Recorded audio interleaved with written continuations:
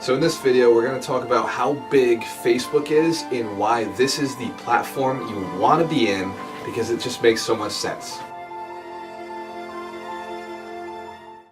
Do not put anything negative on your social media. I don't care what platform it is, it must be positive at all times. People want to work with a positive person. So your social media, your Facebook, your Instagram, all these different fields, as you're putting comments and likes and posting and getting interactive, you're creating your memes and your videos, never put something negative out there.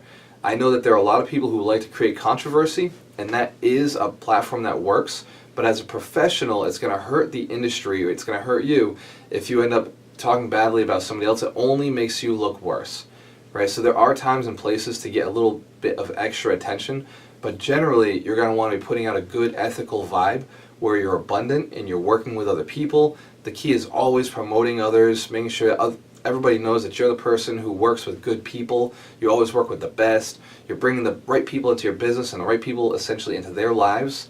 And so putting out positive posts is the key, and staying away from anything negative. If there's a negative comment or a negative post, always come back with something positive about the situation or about the person or about the industry or the business.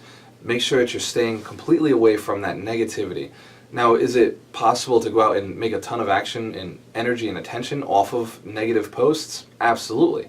Just make sure that you do it with flavor. Do it with a flair so that it makes sense and you're not turning off the wrong people. If your industry is all about, getting out there and being the rebel and how this person's doing things wrong, it may make sense for you, but for the most part, most industries, it's only going to tarnish your image, and ultimately it's going to be a short-term gain anyway. The real key is to remember that there is no competition. It is all about abundance, and you want to create a compelling message that is the opposite of negative. In fact, it's got to be positive at all times, because people are attracted to positive people like them, or people they aspire to be like. So make sure that your posts are always stated in a positive form to empower people. One of the key elements to this is that you will get more attention if you frame things negatively, but your message should be positive. And that's the misunderstanding that a lot of our students get sometimes is we're saying everything's positive, your headline is allowed to be negative. So instead of saying, make sure that, instead of saying, this is going to be a great event for you, say, event you don't want to miss, or you might fail if you're not here. These are great taglines. So even though I talk about always being positive, putting out a good message, the headline will get you far more attention if it's phrased in a negative way, where this could hurt somebody or this may not be a good situation.